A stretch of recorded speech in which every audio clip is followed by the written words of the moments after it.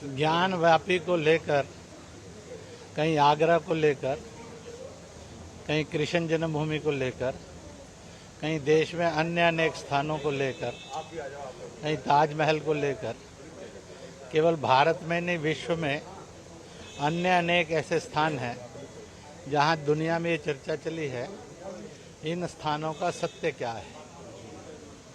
सब ये सत्य जानना चाहते हैं। इसलिए नहीं कोई द्वेष है, इसलिए नहीं कोई हिंसा है, इसलिए नहीं है कोई राजनीति है। सामान्य लोग ये चाहते हैं कि जितना सच और सही पता होगा देश उतना ठीक रास्ते पर जाएगा। और इसलिए मैं देश के सब लोगों को, किसी भी जाति के हैं, किसी भी पंथ के हैं, किसी भी पार्टी के हैं, किसी भी भाषा के, किसी भी सूबे के हैं, उन्होंने इस बात का स्टैंड लेना चाहिए। जहाँ पर भी ऐसे विवाद हैं उनका सत्य और सही जानने में कोर्ट को मदद करनी चाहिए और वो सबके सामने आना चाहिए। सत्य और सही जानने के बाद निर्णय क्या करना, थ्रू डायलॉग उसके फिर डिसीजन होंगे, कोर्ट से डिसीजन होंगे, ये सच है। परंतु एक बात बहुत सही है कि आखिरकार कौन सी चीज़ें किसी भी देश का इतिहास होती हैं, कि जो आक्रांता हैं और अत्याचारी हैं वो किसी देश का इतिहास हो सकती हैं क्या, होना चाहिए या नहीं होना चाहिए। इसी प्रकार से यहाँ मुझे हजारों हजार में मुसलमान मिले, ईसाई मिले, सिख मिले, बौद्ध मिले कि ईसाई कहते हैं हमारा धर्म भारत में पढ़ाओ, मुसलमान कहते हैं हमारा इस्लाम भी पढ़ाओ। तो हिंदुस्तान का 135 करोड़ लोग जाति से, मजहब से, पार्टी से, भाषा से ऊपर उठकर कहता है हमारे देश का ग्रंथ गीता भी दुनिया में पढ़ाया जाना चाहिए।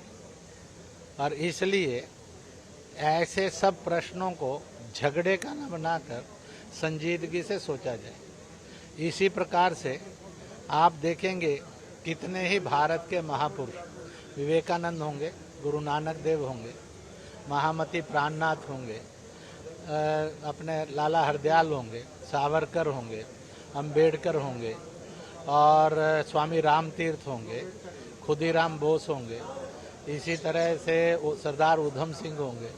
ऐसी एक बड़ी श्रृंखला है। कोई इंग्लैंड में रहा, कोई मैक्सिको रहा, कोई मुस्लिम देशों में रहे।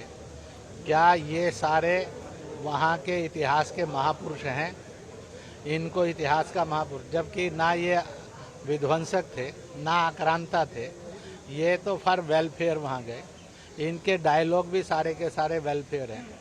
किसी ने धर्म सिखाया, किसी ने मानवता सिखाई, किसी ने खेती सिखाई, किसी ने मिलजुल कर कैसा रहना चाहिए वैरायटीज़ में, इसको सिखाया और इस रूप में इनकी है। परंतु ये एक प्रश्न भारत में खड़ा है कि क्या ये सारे महापुरुष नहीं होने चाहिए उन देशों में? अगर ये नहीं तो ये क्यों?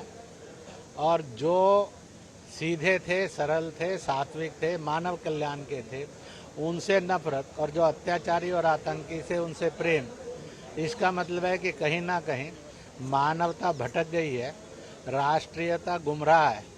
इसलिए इन सब बातों को ठीक से सोचना, समझना और इस देश के अंदर सबको, सबका सत्य ठीक ढंग से सार्वजनिक आना चाहिए। आने के बाद चर्चा होकर फिर जो निर्णय होंगे। पर प्रश्न खड़ा होता है कि इस देश का कोई वर्ग अगर ये कहे कि we are friendly to aggressor, आक्रांताओं, पाकिस्तान के साथ जिन्होंने लव अफेयर बनाया और हिंदुस्तान छोड़कर गए, तो मैं निजाम हैदराबाद में बोलकर आया, वो सारे हिंदुस्तानी आज इतने बदकिस्मत हैं।